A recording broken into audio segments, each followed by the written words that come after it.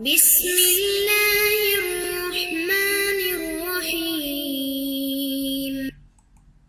الحمد للہ رب العالمین والصلاة والسلام علی اشرف الانبیاء والمرسلین اما بعد فاستعیذ باللہ من الشیطان الرجیم بسم اللہ الرحمن الرحیم السلام علیکم ورحمۃ اللہ وبرکاتہ۔ عزیز طلبہ کرام، امید کرتا ہوں احباب خیر سے ہوں گے۔ انشاءاللہ آج ہم تفسیر جلالین کے درس نمبر 77 میں سپارہ نمبر 17 سے سورہ انبیاء کی منتخب کردہ آیات 55 سے لے کر 57 تک پڑھنے کی سعادت حاصل کریں گے، جن میں کلام باری تعالی و کلام مفسر کا ترجمہ ہوگا اور ربط و تعلق آیات کو ذکر کیا جائے گا۔ تفسیری اغراض کی تشریح و توضیح کرتے ہوئے درس پر ہونے والے اعتراضات کا جواب دینے کی کوشش کریں گے۔ تو آئیے طلبہ کرام بلا تاخیر بڑھتے ہیں اپنے آج کے درس کی طرف۔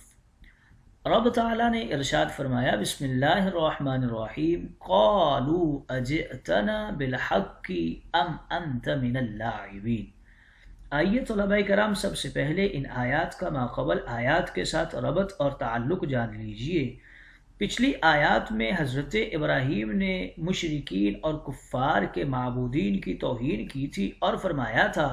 کہ تم تو ان کی عبادتوں کے بسبب کھلی گمراہی میں ہو۔ اب ان آیات میں وہ حضرت ابراہیم سے پوچھ رہے ہیں، کیا تم اپنے اس دعویٰ میں سچے ہو یا ہمارے ساتھ مذاق کر رہے ہو؟ دوسرا تعلق ان آیات کا ماقبل آیات کے ساتھ کچھ یوں علماء و مفسرین کرام ذکر فرماتے ہیں کہ پچھلی آیات کے اندر حضرت ابراہیم کو رشد و ہدایت عطا فرمانے کا ذکر کیا گیا تھا۔ اب ان آیات میں حضرت ابراہیم نے اس کا ثبوتی جواب دینے کا عزم کر لیا ہے کہ تمہارے جانے کے بعد میں تمہارے بتوں کے ساتھ لازمی کوئی نہ کوئی چال چلوں گا۔ تیسرا تعلق ان آیات مقدسہ کا ماقبل آیات کے ساتھ کچھ یوں ذکر فرمانے کی کوشش کرتے ہیں کہ پچھلی آیات میں معبودان باطلہ کا ذکر ہوا ہے، یعنی مورتیوں کا ذکر کیا گیا ہے، بتوں کا ذکر کیا گیا ہے، اور ان آیات میں معبود برحق جو خالق ارض و سما ہے اس کی تعریف و ثنا ابراہیم علیہ السلام کر رہے ہیں۔ آئیے طلبہ کرام ربط و تعلق کے بعد بڑھتے ہیں آج کے درس کے ترجمہ کی طرف۔ رب تعالیٰ نے ارشاد فرمایا، قالوا اجئتنا بالحق ام انت من اللاعبین۔ جب حضرت ابراہیم علیہ السلام نے ان کو گمراہ کہہ دیا اور فرمایا کہ تم تو بتوں کی عبادتوں کے بسبب کھلی گمراہی میں ہو، اب وہ حیرت زدہ ہو کر کے ہمارے علاقے کا نوجوان ہے اور ہم سے ایسا کہہ رہا ہے، تو حیرت سے مبہوت ہو کر بولے، قالو کہنے لگے، اجئتنا بالحق فی قولک ھذا ام انت من اللاعبین۔ ابراہیم یہ تو بتاؤ، یہ بات جو تم کر رہے ہو یہ سچی کہہ رہے ہو یا پھر تم ہمارے ساتھ مذاق کر رہے ہو؟ قال ابراہیم بولے، بل ربکم المستحق للعبادہ، نہیں بات تو میں بالکل سچی کر رہا ہوں، تمہارا رب یعنی مستحق عبادت ہے، یعنی جسے عبادتوں کا حق حاصل ہے، جو لائق عبادت ہے، وہ رب مالک سماوات و ارض ہے، جس نے ان آسمانوں زمینوں کو پیدا کیا ہے بغیر کسی مثال کے، بغیر کسی نمونے کے۔ وَأَنَا عَلَى ذَلِكُمْ، اور میں اپنی اس بات پر جو تم سے میں نے کہی تھی، من الشاہدین، گواہ ہوں۔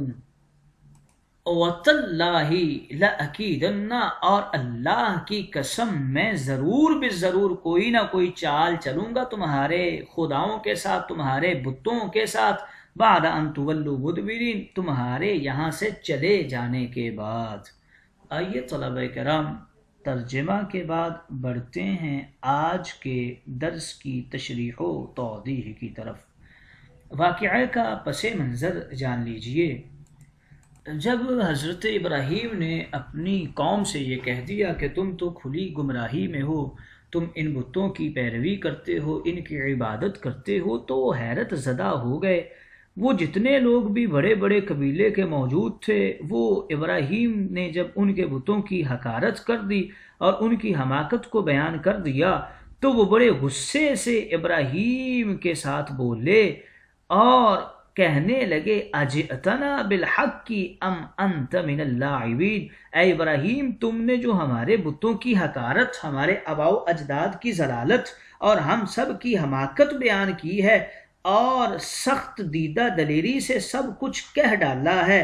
کیا تم اپنی ذہنی عقلی لحاظ سے اپنی اس بات کو حق سچ سمجھ رہے ہو، یا ویسے ہی تم آج دل لگی اور مذاق کے موڈ میں آئے ہو، یعنی ہمارے ساتھ مذاق کر رہے ہو؟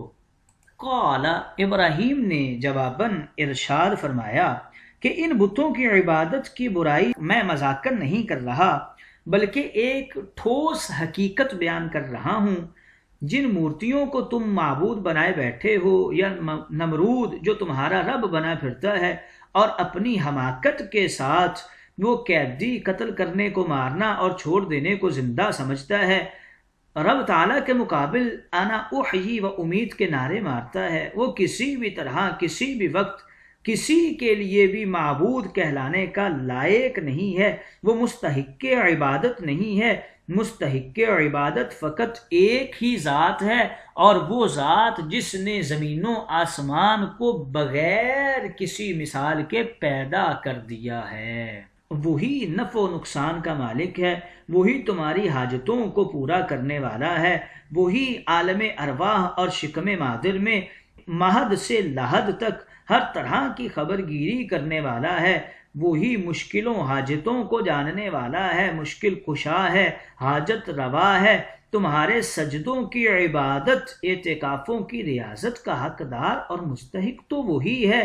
تمہارا تو ہر عقیدہ، ہر مذہب، دین کی ہر بات بے دلیل اور اندھی تقلید اور دیکھا دیکھی کی پیروی ہے، مگر وَأَنَا عَلَى ذَلِكُم مِّنَ الشَّاهِدِينَ، اور میں اپنی اس بات میں، اپنے اس عقیدے سے، اس دین، اپنے مولا کی خالقیت، رازقیت، ربوبیت، معبودیت پر بڑی مضبوط دلیلوں سے گواہ اور مشاہدہ کرنے والوں میں سے ایک شاہد ہوں، اور میں ہر طرح کے قوی دلائل سے ثابت کر سکتا ہوں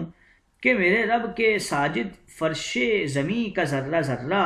شجر زمیں کا پتا پتا میرے رب کے عابد ہیں۔ تمہاری طرح میں صرف آباء و اجداد کی لکیر کا فقیر نہیں ہوں، بے دلیل باپ داداؤں کے دین کی پیروی کرنے والا نہیں ہوں، بلکہ میں تو دلیل کے ساتھ اپنے رب کو مانتا ہوں۔ تمہاری تو ساری عمریں ان بتوں کے سامنے اعتکاف کیے ہوئے، ان کی عبادتیں کیے ہوئے کٹ گئی ہے، لیکن یاد رکھو تاللہ لأکیدن، اللہ کی قسم میں ابھی چند دنوں میں ایسی جرت مندانہ عملی چال چلوں گا تمہارے ان بتوں کے خلاف، جب تم یہاں سے گئے ہوئے ہوگے، جو تم اپنے پاس بیکار سے کھلونے لیے پھرتے ہو، جب تم یہاں پر نہیں ہوگے تو پھر میں ایک عملی چال ان کے خلاف چل دوں گا۔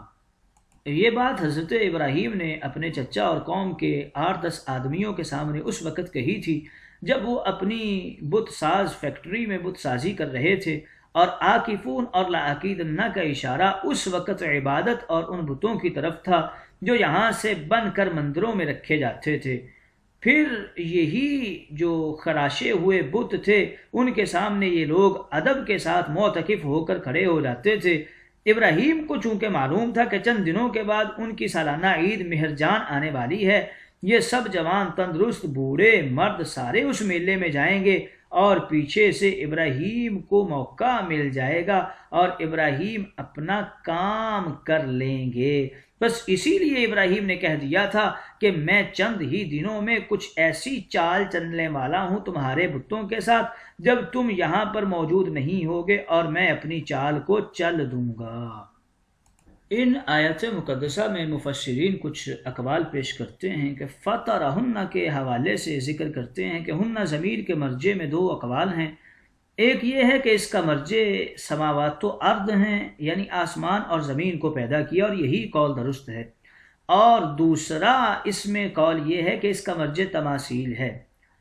علی ذالکم کے اندر بھی مفسرین کرام دو اقوال پیش کرتے ہیں کہ پہلا قول تو یہ ہے کہ میں گواہ ہوں گواہوں میں سے اللہ تعالیٰ کی ربوبیت پر، اور دوسرا قول یہ ہے کہ میں فطرہن پر بہت سی دلیلوں کا مشاہدہ کرنے والا ہوں اور مجھے اس کی خالقیت پر حق الیقین ہے۔ تاللہ لأکیدن کے حوالے سے 4 قول ذکر کیے جاتے ہیں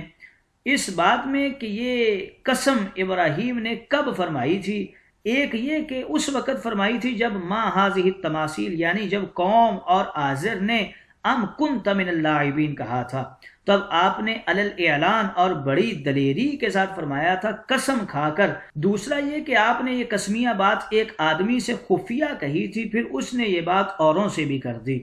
اور تیسرا قول اس کے اندر یہ ذکر کرتے ہیں کہ یہ بات آپ نے اپنے دل میں آہستہ سے کہی تھی مگر کسی نے سن لی۔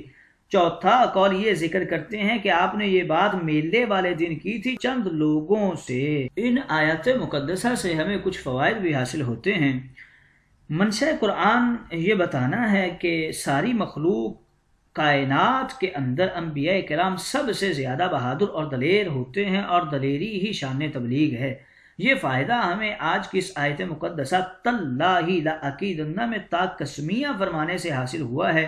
اس لیے کہ تا قسمیہ اس قسم میں بولی جاتی ہے جو قسم ایسے کام پر بولی جائے جو کام نہایت بہادرانہ اور تعجب کی حد تک جرت مندانہ ہو۔ شاہی مندر کے بتوں کو توڑنا اور نمرود کا عتاب لینا کوئی معمولی کام تو نہیں تھا۔ خیال رہے کہ اگرچہ حروف قسم با اور واو جارہ بھی ہے مگر ابراہیم نے واللہ باللہ نہیں فرمایا بلکہ تاللہ فرمایا۔ تینوں میں فرق یہ ہے کہ اصل حرف قسم با جارہ ہے کیونکہ یہ اس میں ظاہر اس میں ضمیر سب پر آ جاتا ہے اور فعل کی مکمل تصریح کرتا ہے، اور تا قسمیہ جارہ با کا نعم البدل ہے مگر واو قسمیہ با کے قائم مقام ہے کیونکہ دونوں کے درمیان مناسبت ہے۔ با قسمیہ اور واو قسمیہ دونوں الصاق کے معنی کا فائدہ دیتے ہیں۔